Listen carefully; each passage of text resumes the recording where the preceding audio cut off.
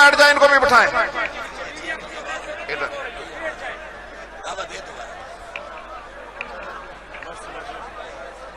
नल्तमिसु इला फजीलत शेख अल हरम अल इमाम अल मक्की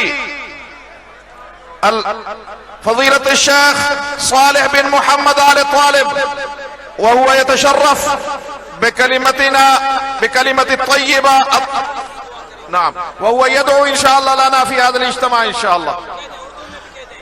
इमाम साहब खिताब भी फरमाएंगे और आखिर में इमाम मुहतरम दुआ के साथ आज की इस अहम तरीन कॉन्फ्रेंस को जो है वो उसको इख्तिताम पजीर होगी और इंशाअल्लाह नमाज ज़ोहर भी इमाम साहब पढ़ाएंगे इंशाअल्लाह।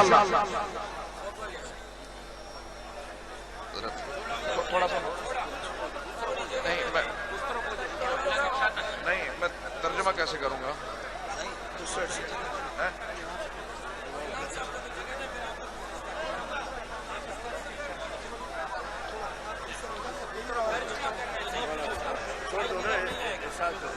بسم الله الرحمن الرحيم.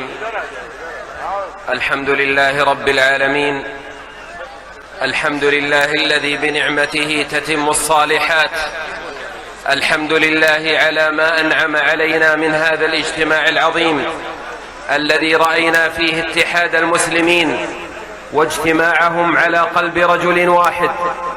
الحمد لله الذي حقق لنا مقصدا عظيما من مقاصد الإسلام من الوحدة والاجتماع والائتلاف ونبذ الفرقة والخلاف.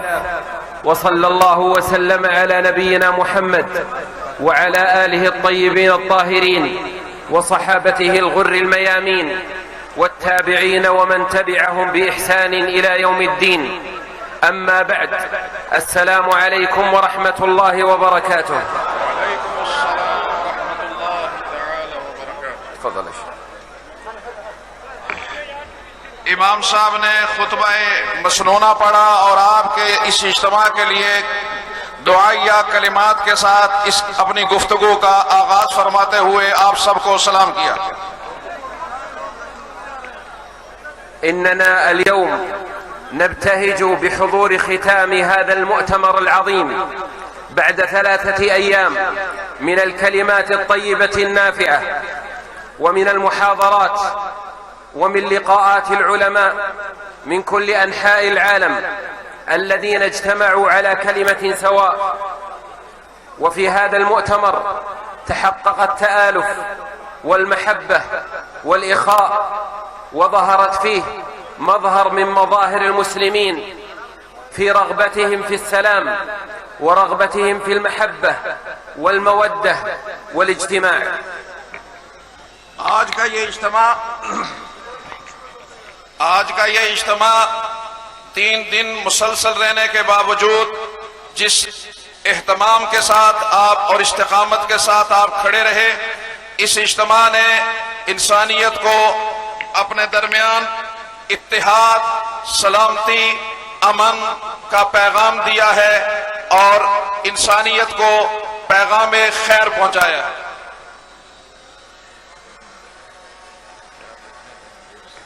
إن الاجتماع مقصد من مقاصد الإسلام، والله تعالى يقول: واعتصموا بحبل الله جميعا ولا تفرقوا، ويقول: ولا تنازعوا فتفشلوا وتذهب ريحكم واصبروا إن الله مع الصابرين. ويقول سبحانه: وإن هذه أمتكم أمة واحدة. ولا يمكن أن يكون الاجتماع والاتفاق إلا على كتاب الله تعالى وسنة النبي صلى الله عليه وسلم. ये इज्तिमा आज हमें इस बात का पैगाम दे रहा है कि कुरान करीम की आयत करीमा कि वला तनाज़उ फतफशलू के आपस में मत एक दूसरे से उलझो ताकि तुम नाकाम न हो जाओ। और कुरान करीम का ये आयत करीमा ये पैगाम दे रही है कि ये उम्मत वाहिदा है और यही आज के इस इज्तिमा का अहम तरीन पैगाम है। إن جمعية علماء الإسلام قد قامت بجهود عظيمة في نقل هذا الدين وتعليمه وجهودها العظيمة في المدارس والجامعات وفي تعليم القرآن وشرح السنة النبوية وفي تعليم أحكام الشريعة جهود عظيمة حفظت هذا الدين. وقد قامت هذه الجمعية وعلماؤها منذ 100 عام بجهود يشكرون عليها، فجزى الله علماءنا خير الجزاء، ورحم الله من مات منهم، ووفق الله من بقي منهم، ونسأل الله عز وجل مزيد التوفيق لهذه الجمعية ولكل العاملين لخدمة الإسلام والمسلمين. जमीयत उलमा इस्लाम की जुहूद अजीमा को खराज तहसीन पेश करता हूँ कि इन्होंने मदारिस इस्लामिया की सूरत में किताब व सुन्नत की हिफाजत की।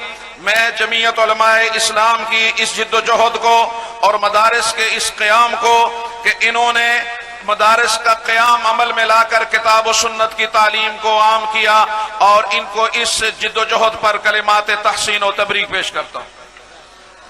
كما أن العلماء في هذه الجمعية وغيرها يقومون بجهود كبيرة في شرح الإسلام وبيان حقيقة الإسلام، وأنه يدعو إلى التوحيد والحق والعدل، وأنه دين السلام ودين الرحمة، وأن الله تعالى قد بعث رسوله صلى الله عليه وسلم رحمة للعالمين وهداية للعالمين وداعيا إلى الله بإذنه وسراجا منيرا وهاديا وبشيرا يدل الخلق على الخالق ويرحم الناس ويخرجهم من الظلمات إلى النور ويتطلب الرحمة لكل العالمين.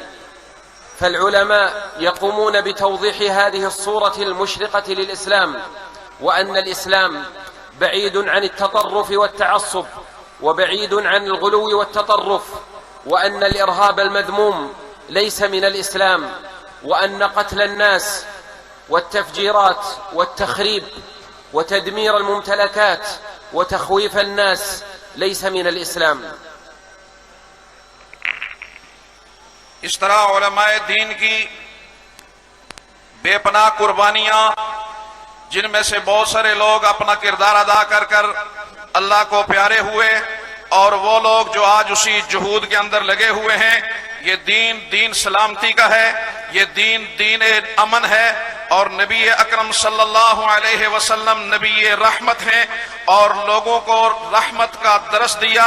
उलमाए किराम ने नबी अलैहिस्सलातो वस्सलाम की इन्हीं तालीमात को लेकर आगे बढ़े और लोगों को दर्स दिया और बताया कि दीन का ताल्लुक किसी दहशतगर्दी के साथ, किसी फिरकावारियत के साथ, किसी असबियत के साथ दीन का ताल्लुक नहीं है। ये दीन पूरी इंसानियत के लिए खैर का दीन है।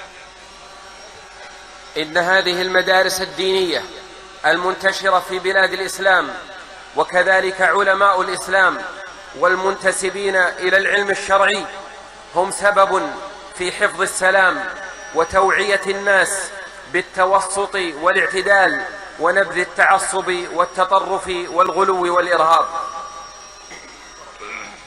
मदारिस इस्लामिया जिनका वजूद इस वक्त पूरी दुनिया के अंदर फैला हुआ है, ये ही मदारिस इस्लामिया की तालीमात हैं कि जो लोगों को गुलू से, इंतहा पसंदी से और दहशत गर्दी से दूर रखने की तालीमात दे रहे हैं।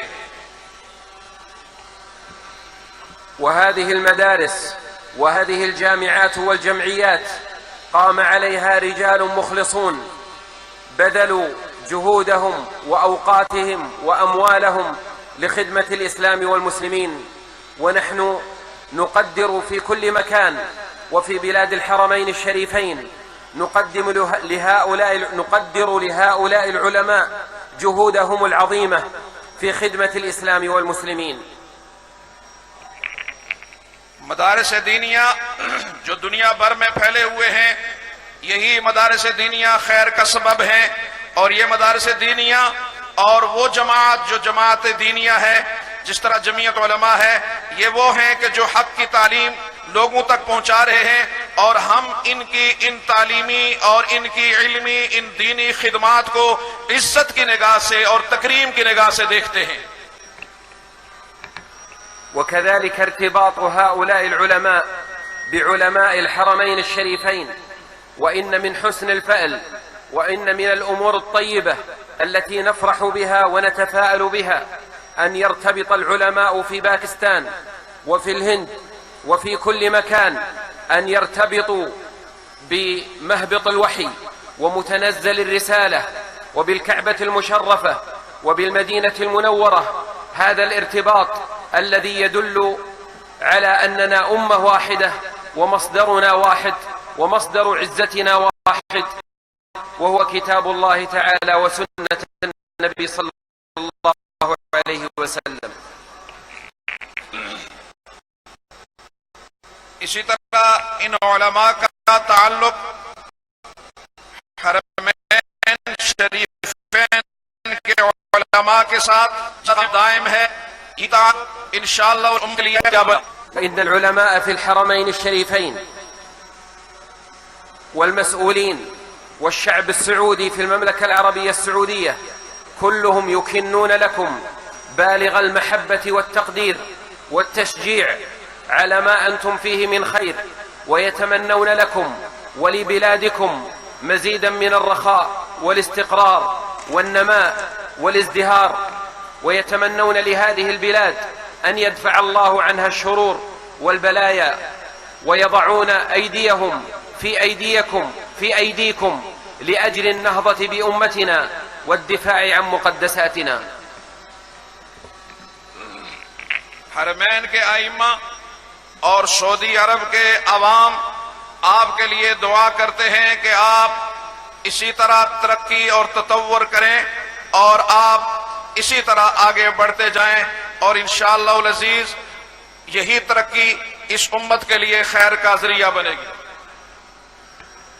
وإننا نشكر كل الجهود المبذولة لخدمة الإسلام والمسلمين، وعلى رأسهم هذه الجمعية، جمعية علماء الإسلام، والتي يشرف عليها فضيلة الشيخ فضل الرحمن، والذي يقوم بجهود عظيمة لخدمة العلم والعلماء ولجمع كلمة المسلمين. فإننا نتوجه بالشكر لفضيلة الشيخ فضل الرحمن ولكل العاملين معه من العلماء والمشاركين في هذا الاجتماع، كما نشكر جميع القائمين على تنظيم هذا الحفل والمتطوعين والمحاضرين والإعلاميين وكل من حضر وساهم في إنجاح هذا المؤتمر العظيم، فلهم جميعا الشكر والتقدير والدعاء. हम शुक्रिया अदा करते हैं जमीयत उलमा इस्लाम की दीनी इल्मी सियासी खिदमात का, और खराज तहसीन पेश करते हैं हम जमीयत उलमा इस्लाम के अमीर हजरत मौलाना फजलुर रहमान साहब दामत बरकातुहुम को, और उनके जमी रुफका को और उनके मुआविनीन को, जिन्होंने इस मोतमर को और इस इज्तिमा को कामयाब करने में अपना भरपूर किरदार अदा किया, और जितने आप तमाम हजरात तशरीफ लाए आप सब।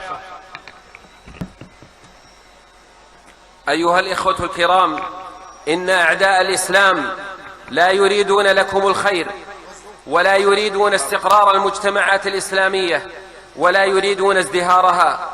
لذلك فإنهم يعمدون إلى نشر الفوضى والإرهاب وتشويه سمعة الإسلام والمسلمين عن طريق بعض المغفلين الذين يقومون بالإرهاب والتخريب وينسبون ذلك للإسلام والإسلام بريء منه. आज बहुत सारे लोग अपनी तशरीयात करके दहशतगर्दी को फैलाना चाहते हैं, और आज के हम इस इज्तिमा के अंदर इस तरह की हर उस तशरीह को जो इरहाब और दहशतगर्दी का जरिया बन रही है उसको बुरी तरह उसको कंडम करते हैं और उसकी तरदीद करते हैं। إن الإرهاب يسبب الفوضى والتخريب والتدمير ويعطل التنمية ويعطل الناس عن مصالح دينهم ودنياهم. दहशतगर्दी सोसाइटी और मुआशरे और मुल्क के अंदर इक्तसादी तौर पर उसे मफलूक करती है, उस मुल्क की पैदावार को मफलूक करती है। लिहाजा आज मुसलमान सारे मिलकर दहशतगर्दी के खिलाफ एक सफ खड़े हैं। كما أنهم لا يعجبهم ولا يرضيهم أن تتحد أمة الإسلام ولا أن ترتبط بمصدرها الأول القرآن والسنة، لذلك عمدوا إلى قطع الطريق بين الأمة ومحاولة قطع الطريق بين الأمة وبين مصدر تشريعها وهو القرآن والسنة. فإننا نعلم جميعا أن القرآن والسنة وصلت إلينا عن طريق الصحابة رضي الله عنهم، فيقصد بعض الناس إلى الطعن في الصحابة رضي الله عنهم لأجل أن يسقطوا شهودنا وحتى لا نثق بشيء من القرآن والسنة. وإذا حصل لهم ما أرادوا وسقطت الثقة في الصحابة رضي الله عنهم فقد ذهب الدين كله. ये आपको पता है कि हमारा मसदर असासी कुरान और सुन्नत है, और ये कुरान और सुन्नत हमें सहाबा के जरिया से मिला है। और कुछ लोग ऐसे हैं जो सहाबा की जात में तान करते हैं, सहाबा पर तबर्रा करते हैं, और जब सहाबा का एतमाद खत्म हो गया, मजरूह हो गया, तो सारे का सारा दीन इस तरह मजरूह हो जाता है।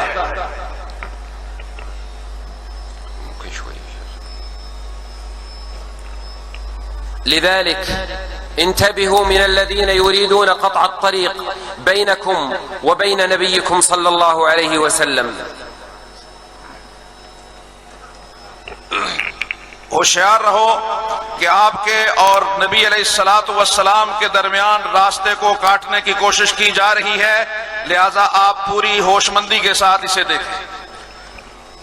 إنني أوصي وأؤكد على الاتحاد والائتلاف والاجتماع وتوحد المسلمين والارتباط بمقدساتهم والارتباط بعلمائهم والمحافظة على مدارسهم وعلى علمهم. हम ये समझते हैं कि आज सब हम मुत्तहिद होकर जहां हम अपने मकामात मुक़द्दसा की हिफाजत करें, वहां हमारे दरमियान एक इर्तिबात और एक इत्तिहाद की सूरत हाल सामने रहनी चाहिए। إننا ومع أننا أمة التسامح وأمة السلام وأمة الرحمة وأمة الدعوة، إلا أن ذلك لا يعني أبدا أن نتنازل عن مقدساتنا ولا أن نتنازل عن عقيدتنا ولا أن نتنازل عن مبادئنا وقيمنا. बावजूद इसके कि ये उम्मत रहमत है, बावजूद इसके कि इस उम्मत को हमेशा कहा गया कि ये हर मामले से दरगुजर करे, लेकिन इसका ये मतलब नहीं है कि वो अपने मुकामात मुक़द्दसा की हिफाजत से भी आंखें बंद कर ले, बल्कि वो अपने मुकामात मुक़द्दसा और अपने अकीदा और अपने उसूल का दिफा करना हर वक्त समझती है।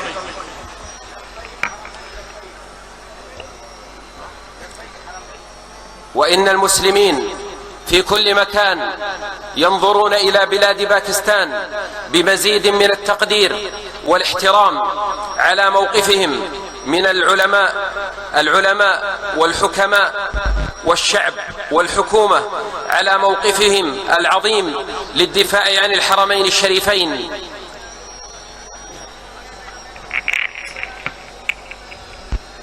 पूरे आलम के मुसलमान पाकिस्तान की तरफ देख रहे हैं और पाकिस्तान के साथ उनकी उम्मीदें वाबस्ता हैं, और पाकिस्तान उम्मत मुस्लिमा में एक भरपूर किरदार अदा करने और हरमैन की हिफाजत के लिए अपना भरपूर किरदार अदा करने की सलाहियत रखता है। إن الأمة اليوم تمر بأزمات عظيمة ومشاكل كبيرة، وفي مثل هذه الأزمات تتبين مواقف الرجال والمخلصين. ونحن نرى أن الشعب الباكستاني وحكومته وعلماءه قد وقفوا موقفا عظيما يشكرون عليه باستعدادهم للدفاع عن الحرمين الشريفين وعن سنة النبي صلى الله عليه وسلم. हमें ये एहसास है कि ये उम्मत बहुत सारी मुश्किलात से गुजर रही है, लेकिन पाकिस्तान के उलमा और पाकिस्तान के अवाम और पाकिस्तान की हुकूमत ने दिफाए हरमैन के लिए जो गैर मुतज़लज़ल मौक़िफ़ अपनाया है, उस पर हम इनका शुक्रिया अदा करते हैं। أيها الإخوة الكرام، لا أريد أن أطيل عليكم، ولكنني في ختام هذا المؤتمر العظيم أهنئكم جميعا بنجاح هذا المؤتمر، أهنئكم بحسن التنظيم والترتيب والائتلاف وعدم وجود مشاكل بالرغم من وجود الملايين في هذا الميدان العظيم. وقد طفت حول هذا المؤتمر ورأيت جوانبه وتجولت فيه، ودرنا حوله بالطائرة المروحية، ورأينا من حسن التنظيم ما يبهج النفس ويسر المؤمن ويدلنا على أن المؤمنين لا زالوا بخير ولا زال فيهم خير، وأنهم قادرون على تنظيم أنفسهم، وأنهم بالرحمة وبالعدل يستطيعون أن يسيروا أمورهم لا بالقوة والعنف. मैं बात को लंबी नहीं करना चाहता। मैं मुबारकबाद पेश करता हूं इस अजीम शान इज्तिमा के इनेकाद पर। मैं मुबारकबाद पेश करता हूं हुस्ने नज़म पर, हुस्ने तंजीम पर। मैंने आज इस इज्तिमा का पूरी तरह जायजा लिया हेलीकॉप्टर के जरिए से, और मैं इंतजामात को देखकर और इस एहतमाम को देखकर इसने मुझे बहुत मुतस्सर किया है। और मैं इस इज्तिमा ने यह साबित कर दिया है कि मुसलमानों के आज भी हौसले बुलंद हैं और मुसलमान आज भी उम्मत का दर्द अपने सीनों में रख रहे हैं।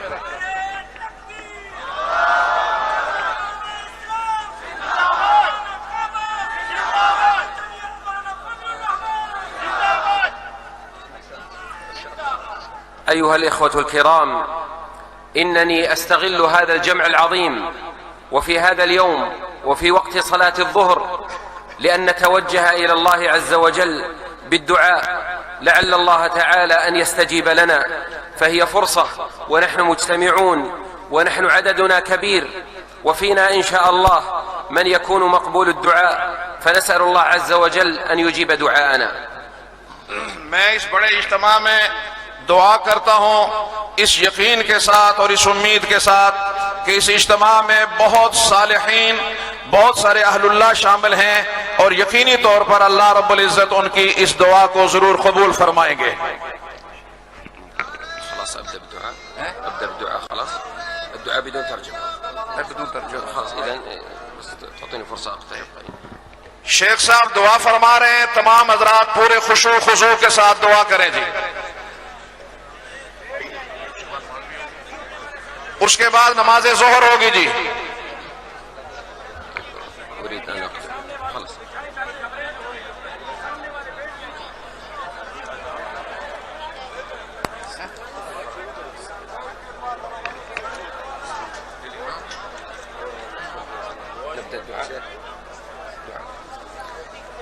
بسم الله الرحمن الرحيم. الحمد لله رب العالمين. الحمد لله رب العالمين الرحمن الرحيم مالك يوم الدين. إياك نعبد وإياك نستعين. اهدنا الصراط المستقيم صراط الذين أنعمت عليهم غير المغضوب عليهم ولا الضالين آمين. نحمد الله تعالى ونثني عليه. اللهم لك الحمد كله ولك الشكر كله، علانيته وسره، لا قابض لما بسطت ولا باسط لما قبضت ولا مانع لما أعطيت ولا معطي لما منعت ولا هادي لمن أضللت ولا مضل لمن هديت. اللهم ابسط علينا من بركاتك ورحمتك وفضلك ورزقك. اللهم صل وسلم وبارك على عبدك ورسولك محمد وعلى آله وصحبه أجمعين.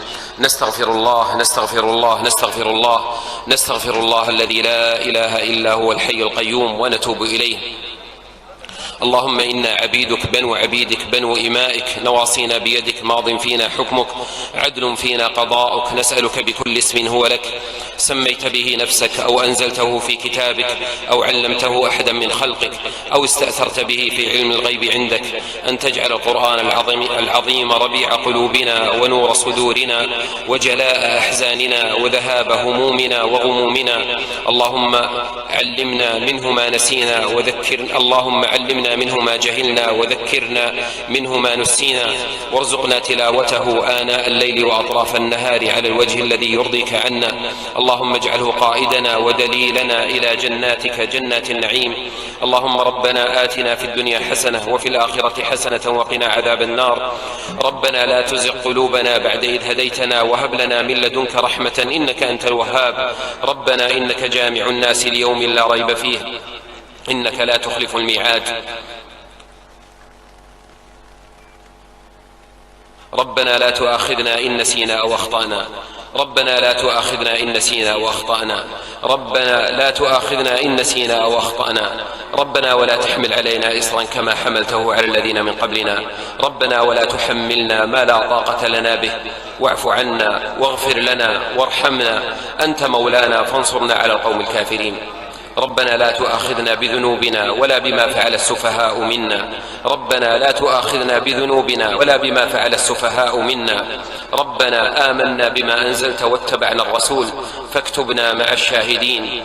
اللهم اغفر لنا ولإخواننا الذين سبقونا بالإيمان. ربنا اغفر لنا ولإخواننا الذين سبقونا بالإيمان ولا تجعل في قلوبنا غلا للذين آمنوا ربنا إنك رؤوف رحيم. اللهم يا حي يا قيوم يا ذا الجلال والإكرام نسألك باسمك الأعظم الذي إذا سئلت به أعطيت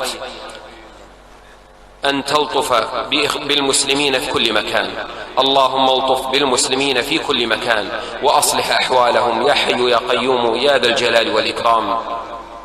اللهم رب جبريل وميكائيل وإسرافيل فاطر السماوات والأرض عالم الغيب والشهادة أنت تحكم بين عبادك فيما كانوا فيه يختلفون اهدنا لما اختلف فيه من الحق بإذنك إنك تهدي من تشاء إلى صراط مستقيم. اللهم يا حي يا قيوم يا ذا الجلال والإكرام أصلح لنا شأننا كله يا حي يا قيوم يا ذا الجلال والإكرام أصلح لنا شأننا كله ولا تكلنا إلى أنفسنا طرفة عين يا حي يا قيوم يا ذا الجلال والإكرام. اللهم إنا نسألك الخير كله عاجله وآجله ما علمنا منه وما لم نعلم ونعوذ بك من الشر كله عاجله وآجله ما علمنا منه وما لم نعلم. اللهم ارزقنا مرافقة نبيك صلى الله عليه وسلم في الجنة. اللهم ارزقنا مرافقة نبيك في الجنة. اللهم ارزقنا مرافقة نبيك في الجنة.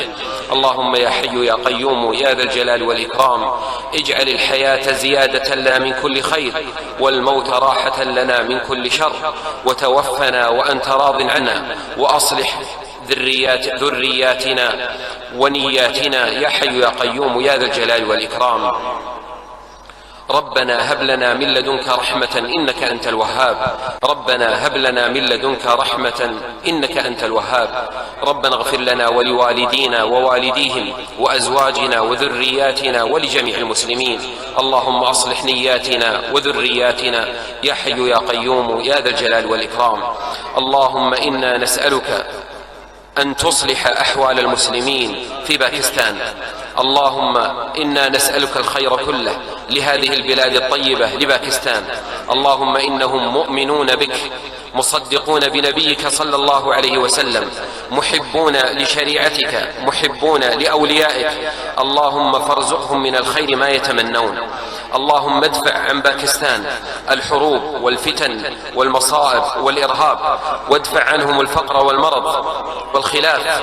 اللهم زدهم من الخيرات والبركات وزد هذه البلاد نماء وازدهارا واستقرارا وأمنا وطمأنينة يا حي يا قيوم يا ذا الجلال والإكرام.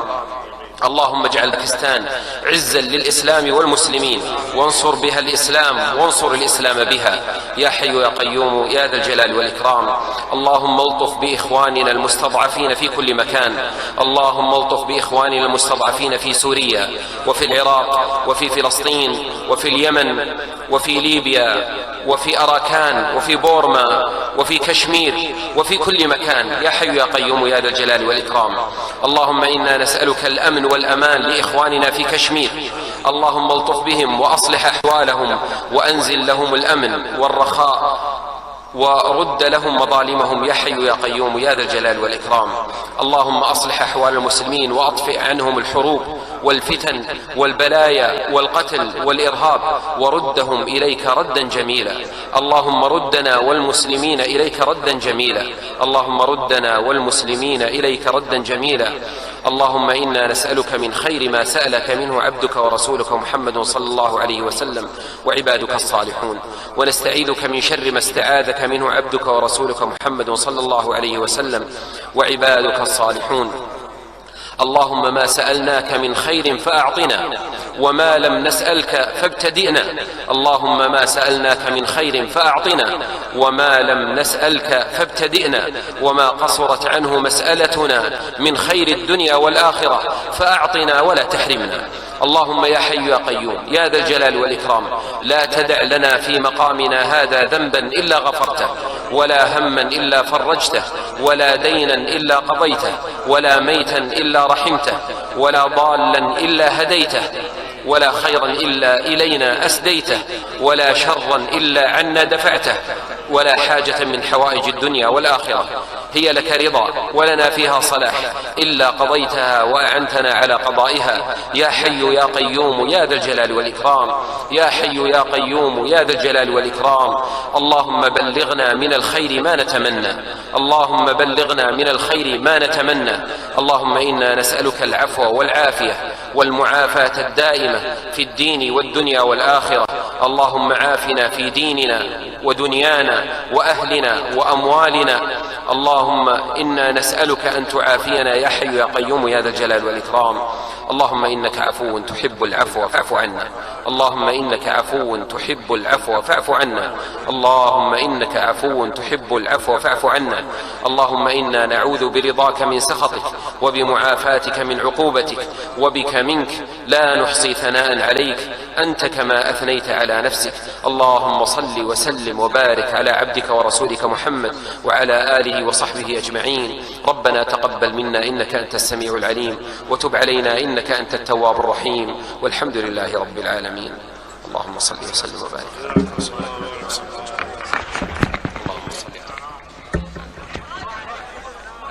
सफ़े दुरुस्त फरमाएं। जोहर की नमाज होगी, इमाम साहब इंशाअल्लाह जोहर की नमाज पढ़ाएंगे और नमाज के बाद इंशाअल्लाह एक जरूरी ऐलान किया जाएगा। जरूरी ऐलान होगा, इंतहाई अहम ऐलान। जब तक ऐलान न हो कोई साथी पिंडाल से बाहर न जाए। इंतहाई अहम ऐलान होगा। साथी सफ़े दुरुस्त फरमाए। इमाम काबा जोहर की नमाज पढ़ाएंगे इंशाअल्लाह। सब साथी सफ़े दुरुस्त फरमाए, सफ़े दुरुस्त फरमाए। जोहर की नमाज इंशाअल्लाह शुरू हो रही है।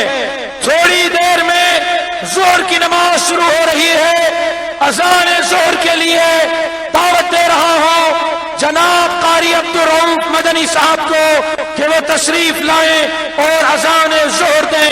जनाब कारी अब्दुल रऊफ मदनी साहब ऊपर आने की कोशिश न करें, बिल्कुल जगह नहीं। रजाकार ऊपर का फ्लोर बंद कर दें, ऊपर जगह नहीं है। रजाकार फ्लोर बंद कर दें जी। साथी सफ़े दुरुस्त फरमाए, सफ़े दुरुस्त फरमाए। जोहर की नमाज होगी और इमाम काबा शेख साले दामत बरकातुहुल आलिया जोहर की नमाज पढ़ाएंगे और उसके बाद इंशाअल्लाह इंतहाई अहम ऐलान होगा। उस ऐलान तक साथी पिंडाल में रहें।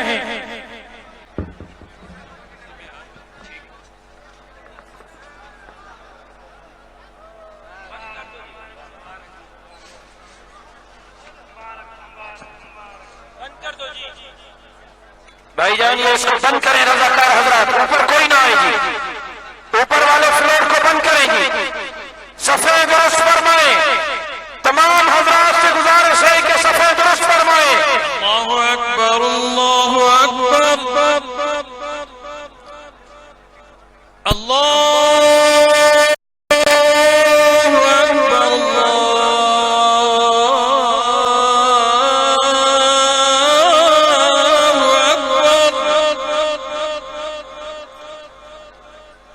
أشهد أن لا إله إلا الله.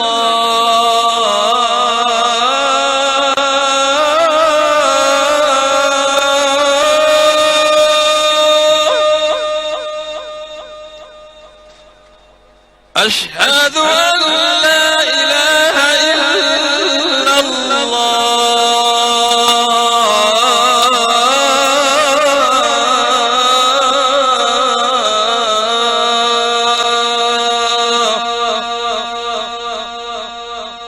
أشهد أن محمدا رسول الله.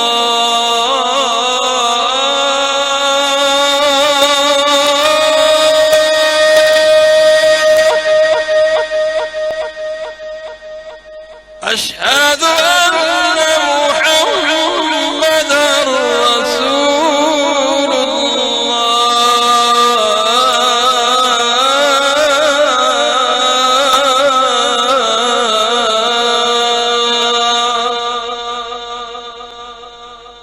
حي على الصلاة.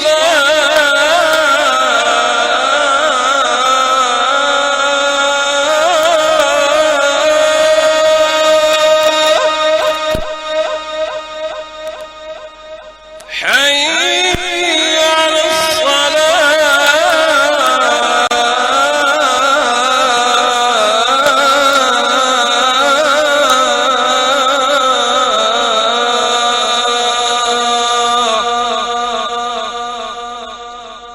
حي على الفلاح.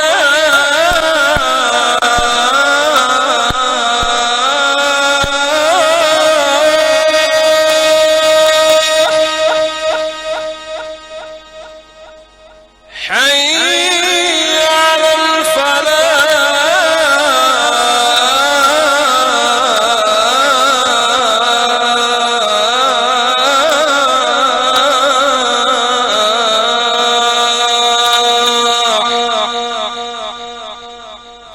الله أكبر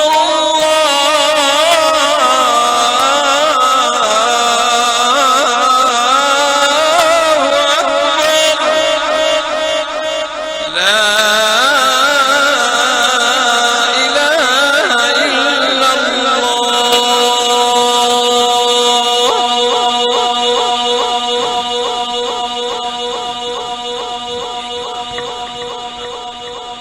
सफ़ें दुरुस्त फरमाएं, साथी सफ़ें दुरुस्त फरमाएं।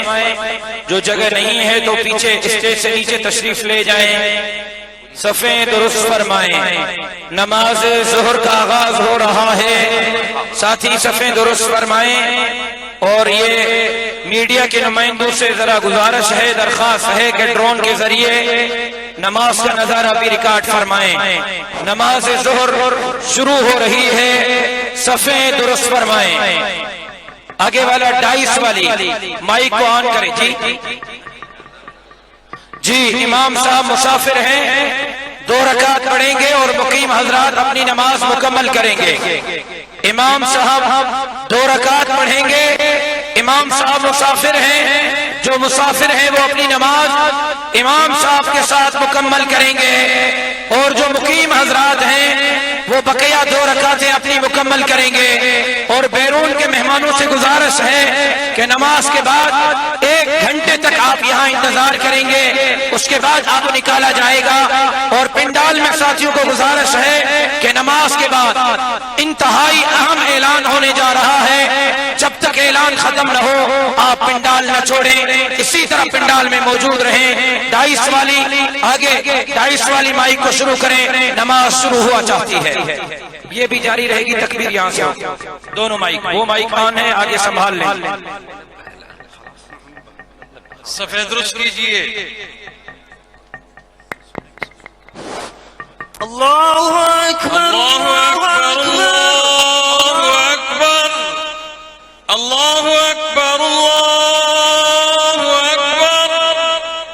अशहदु अन ला इलाहा इल्लल्लाह, अशहदु अन ला इलाहा इल्लल्लाह, अशहदु अन्न मुहम्मदर रसूलुल्लाह।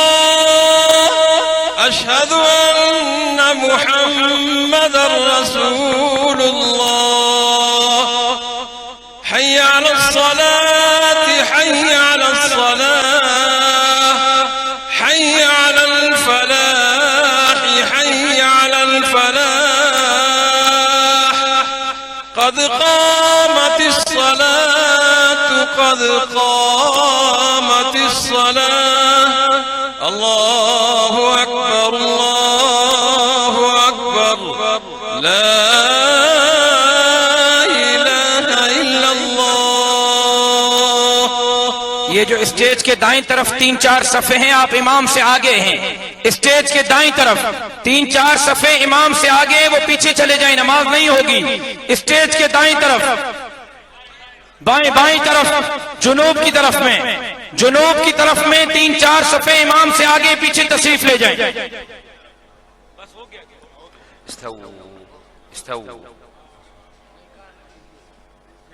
استووا अकीमू सुफूफकुम वला तख्तलिफू. छोटा स्पीकर नहीं चल रहा, उसकी आवाज खोलें इमाम साहब के लिए.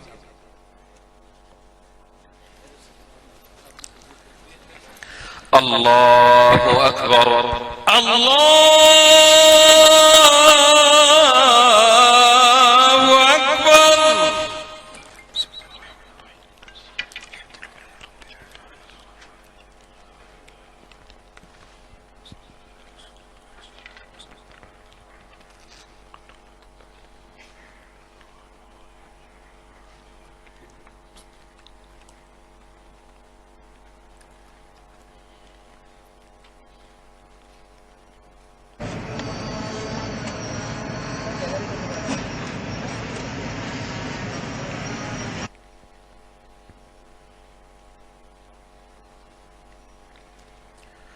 अल्लाहु अकबर अल्लाहु अकबर.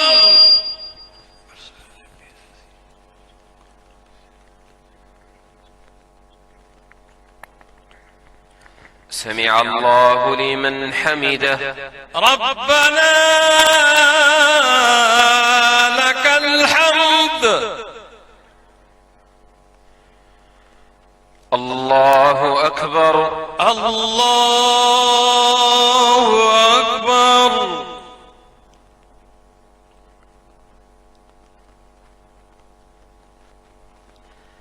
الله أكبر الله أكبر. الله أكبر الله أكبر.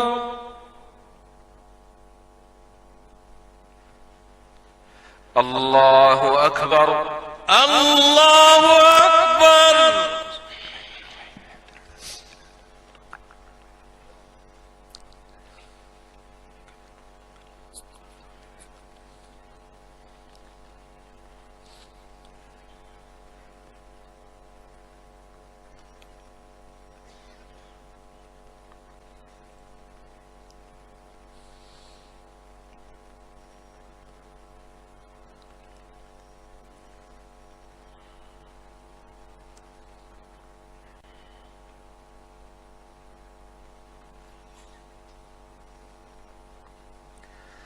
الله أكبر الله أكبر.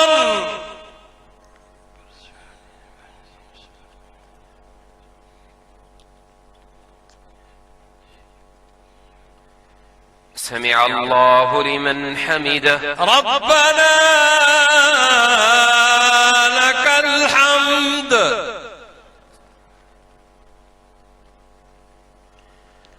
الله أكبر الله أكبر.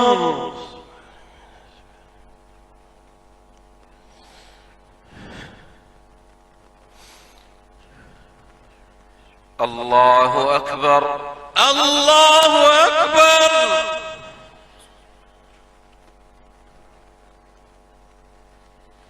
الله أكبر الله أكبر.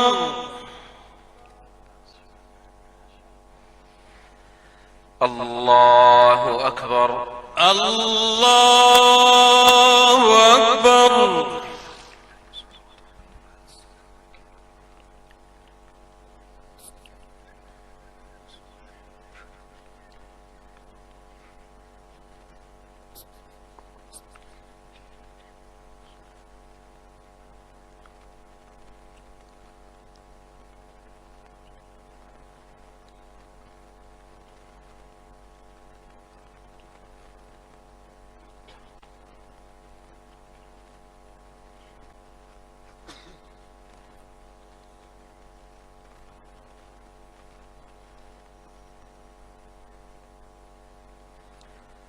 السلام عليكم ورحمة الله.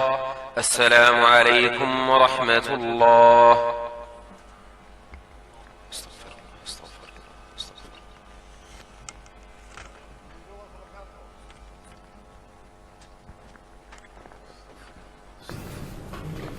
زبيم इस्लाम गालिब आएगा, इस्लाम गालिब आएगा, इस्लाम गालिब आएगा, इस्लाम गालिब आएगा। इस मुल्क के आफाक पर रहमत का बादल छाएगा और पाक से पाकीज़तर अपना वतन हो जाएगा। फिर कुफ्र का इल्हाद का सिक्का न चलने पाएगा। अल्लाह के शेरों से जो उलझेगा मुंह की खाएगा। पैगंबरे इस्लाम का परचम यहाँ लहराएगा। इस्लाम गालिब आएगा, इस्लाम गालिब आएगा, इस्लाम गालिब आएगा, इस्लाम गालिब आएगा। अब जोर चल सकता नहीं हरगिज यहाँ शैतान का। ये मुल्क है इस्लाम का, ये देश है ईमान का। एक मुस्तकिल और दायमी कानून है कुरान का। ये दायमी कानून है एजाज पाकिस्तान का। एजाज अपने देश का हरगिज न मिटने पाएगा। इस्लाम गालिब आएगा, इस्लाम गालिब आएगा, इस्लाम गालिब आएगा, इस्लाम गालिब आएगा। बदरो उहद भी है हमारी राह में, खैबर भी है साथ में नुसरत खुदा की सामने दाहिर भी है। सिद्दीक भी, फारूक भी, उस्मान भी है, दर भी है। हम सरफरोश इस्लाम के अपने लहू में तर भी है। फिर कौम बातिल से हमारा हर जवान टकराएगा। इस्लाम गालिब आएगा, इस्लाम गालिब आएगा, इस्लाम गालिब आएगा, इस्लाम गालिब आएगा। ये अहले दीन की नस्ल में इल्हाद क्यों मौजूद है? क्यों असबियत के जहर से कामो दहन आलूद है? फिर आग है औलाद इब्राहिम है, नमरूद है। शायद किसी को फिर किसी का इम्तिहान मकसूद है। कूदेगा जो इस आग में वो कामरा हो जाएगा। इस्लाम गालिब आएगा, इस्लाम गालिब आएगा, इस्लाम गालिब आएगा, इस्लाम गालिब आएगा। फिर गाजियाने दी लहू से बावजू होने को है। फिर कुफ्र की रुसवाइया भी खूबकू होने को है। मैं देखता हूँ हक को बातिल रूबरू होने को है। और करबला की वादियाँ फिर सुरखरू होने को है। अब लश्करे इस्लाम से बातिल का दिल थर्राएगा। इस्लाम गालिब आएगा, इस्लाम गालिब आएगा, इस्लाम गालिब आएगा, इस्लाम गालिब आएगा। इन साम्राज्य साजिशों में कुफ्र का प्रचार है। मालूम होना चाहिए मोमिन खुली तलवार है। हर हाथ अब हथियार है, हर सांस में ललकार है। फिर हर जवां इस्लाम पर मरने को भी तैयार है। ये जोश में जब आएंगे एक ज़लज़ला आ जाएगा। इस्लाम गालिब आएगा, इस्लाम गालिब आएगा, इस्लाम गालिब आएगा, इस्लाम गालिब आएगा। ए खालिक़े अर्ज़ो समा तेरा ही ये इनाम है। हर नारे तकबीर में एक आतिशी पैगाम है। हाथों में फिर कुरान है और परचमे इस्लाम है। दिल में मोहम्मद मुस्तफा सल्ले अला का नाम है। इस नाम की हुर्मत पे अपना हर जवां कट जाएगा। इस्लाम गालिब आएगा, इस्लाम गालिब आएगा, इस्लाम गालिब आएगा, इस्लाम गालिब आएगा।